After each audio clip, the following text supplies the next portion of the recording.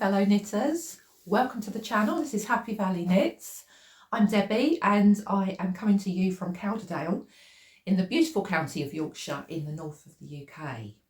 So today, giving myself a bit of a clap because I have a finished object. The Felix cardigan is finished. So let's have a deep dive and have a look at my knitting journey. So the Felix cardigan is a top-down raglan shaping cardigan and it has these eyelet pattern incorporated into the raglan increases. Quite straightforward.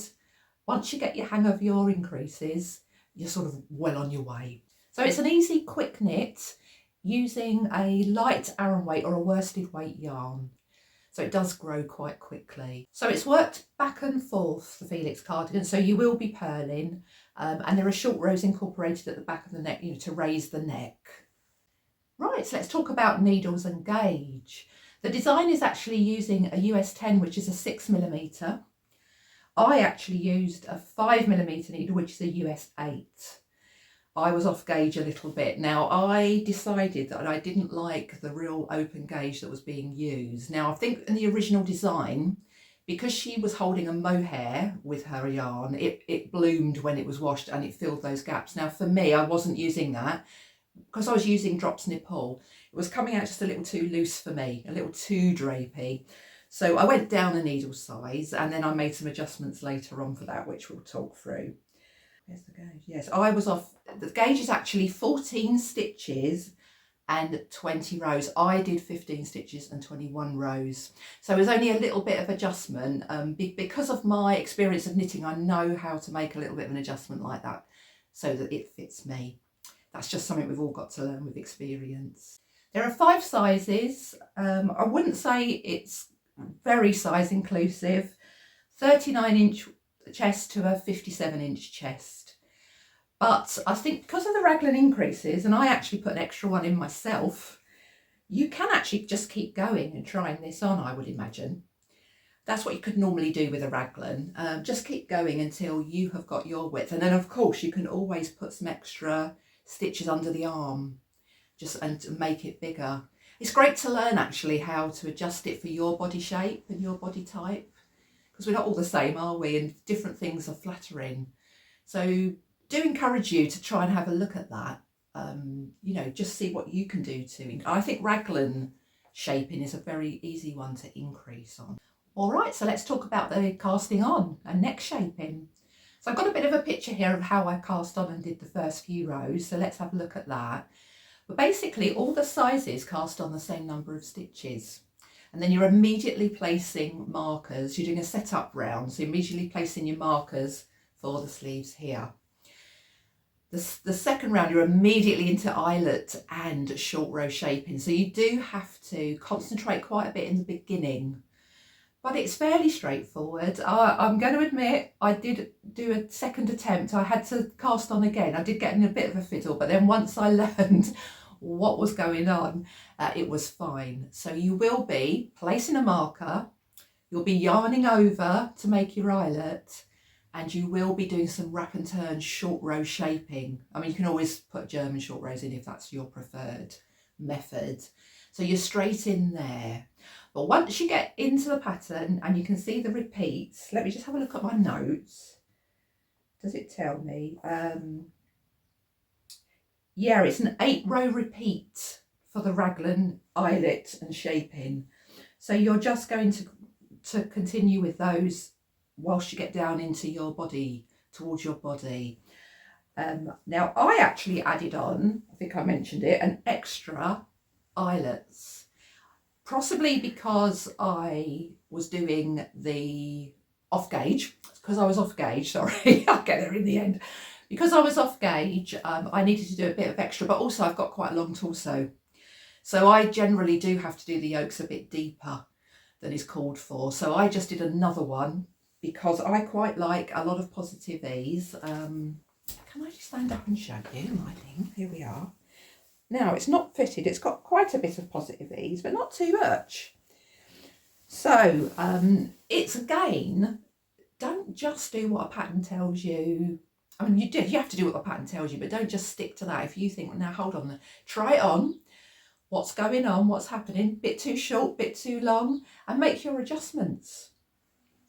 And that's what I did for this one. Okay, so once you're at your correct length for you, you're just going to break for the sleeves and body in the usual way. Of course, you're purling. You are going back and forth. You are purling on this one. So yeah, you break in the usual way and put your underarm stitches in. And then you'll be working down the body just in stockinette. So that's where it becomes really simple. You just carry on going down to the length that you want, minus 2 inches, which you're going to need for your hem ribbing. So I went a little bit longer than the pattern said. As I said, I've got a longer torso. And then you would just go down to the smaller needle size, and you're just doing your knit 1 per 1 rib. So that's quite easy. Now for casting off, I just want to let you know what I do. I have a very, very simple, stretchy cast off. When I'm casting off, I basically go up a needle size on the right hand needle than I've been working with. So if I've been doing my hem on a 4mm, I'll get a 5mm in the right hand, and I'll just knit and cast off in rib in the usual way. I'm going to show you a little clip here. So here I am actually working on the Felix Cardigan. As you can see, in the right hand, I've got a larger needle. I've got a 5mm in my right hand, and I have been working on a 4mm for the ribbing. And so I'm just casting off fairly loosely in the usual way, keeping to the knit 1 per 1 rib pattern. So I'll just get along here little ways and then show you the stretchiness of it.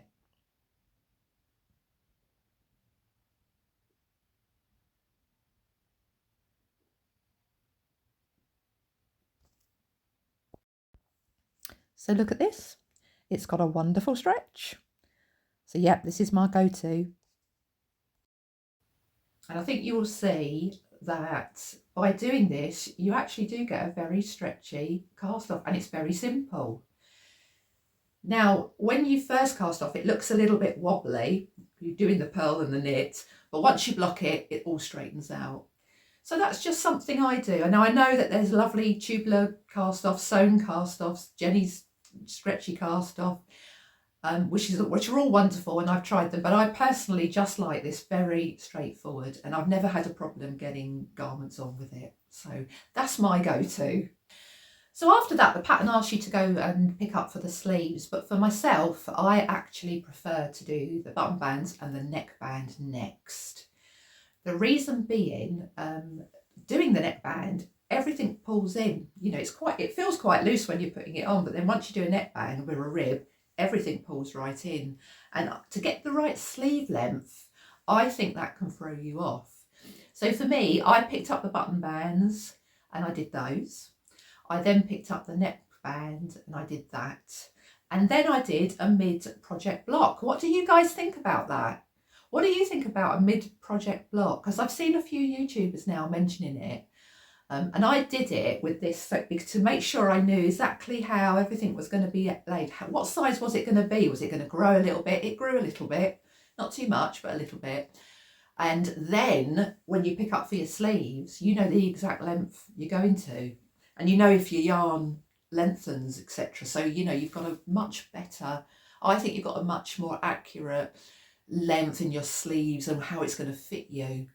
And so I think I'm going to always be going now for this mid-project block. It's a good idea in my opinion. I think it can give you a better fit when you know you get a better fit at the end of your garment. So what about the buttons? Well, I got these buttons. I had these buttons in my stash actually. Had to look through my stash, and I'd have these beautiful wooden buttons. I got them off Etsy many, many years ago. They're handmade wooden buttons. They've got a little tree printed on them, but you can't quite see it unless you're up close. But I've got a picture, so I'll show you here. But yeah, I found that they suited this nicely. I wanted some buttons in a much lighter colour so they would pop. The cardigan is quite a plain cardigan, and it's a beautiful plain, but I did want some buttons that would pop a little bit. And I think that's worked out really nicely. And then, of course, I was ready to pick up for the sleeves, which was fairly simple. Did that in the usual way and started knitting stockinette. Now I'd put a few extra underarm stitches in. So on my first 2 rounds, I did the decrease that they ask you to do, and just did a few extra decreases there, and it's worked out fine. And then you just well on your way, shaping it the way that they ask you to. I've gone for a bracelet sleeve length, as you can see.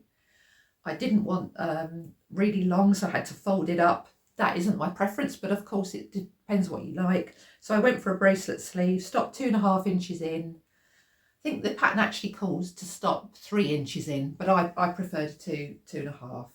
And again, the same stretchy cast off for the sleeves. And I am very happy with this overall. It's come out very nicely. It feels very warm. And I am very happy with it. Okay, so let's talk about the yarn I use. As you know by now, I used Drops Nepal in the colourway Bordeaux. This wool is 65% wool, that's all it says, and 35% alpaca. I'm finding it a really nice yarn to work with. I definitely would use this again. It's fairly soft, but it's also got a little bit of rusticness in it, a little bit of hair in it, just to give it that proper cardigan feel, you know, when you want some cosy cardigan in the winter time. So yes, I would definitely knit with this again. It knit very smooth, there was no splitting, nothing like that. I had no trouble with it at all. I think the stitch definition is fine. Look at those eyelets, you can really see those. So I would recommend this. I would definitely recommend using Drops Nepal. It's economical. And if anything, you can, if you're unsure, you're not as experienced, you can buy this economical yarn, knit yourself a Felix cardigan, learn all the, where it went wrong maybe, where you could improve, and then you could use a more expensive yarn and make yourself another one. Because there's nothing wrong with having 2 Felix cardigans. So yeah, Drops Nepal, drapes nicely, it's not too thick. This is on the 5mm needle, so even if you wanted an open gauge, you could go up a needle as well. But I just found it really easy to work with, and I definitely would use it again. I can see myself wearing this a lot, especially over my dresses, even over with your jeans. I'm definitely going to be wearing this a lot. And, you know, the ultimate question is, would you knit this again? Yes, I would. I would definitely knit it again. I don't tend to do that, unless I want in a practice one, as I've just said. I don't tend to do the same thing again, because there's just too many lovely things for me to try. I just want to get onto another design, but I'm into cardigans now. I've actually realised that this is my only knitted cardigan. I'm always doing sort of sweaters or accessories. So I think I can see some more cardigans for 2026 for me. Right guys, I hope that was helpful for you. If it was and you've enjoyed it, please do subscribe to the channel so that you're always notified when new things are coming up. Got lots of plans for 2026, lots of lovely knitting projects to share with you. And let me know, what's your favourite in 2026, do you think? What will you be knitting in 2026? Let me know, I'd love to hear from you. And on that note, I'd just like to thank everyone that's sent me comments. I've had quite a lot of comments, which is wonderful. And you're all saying hello from the US, Canada, Australia, New Zealand, Lisbon, Portugal, Spain, the Netherlands, Germany. Thank you guys. I'm so happy that you're out there and that you're getting a lot out of it. Hello to you all. All right, so I'm going to go now until next time, but I wish you lots of happy knitting and I'll see you next time.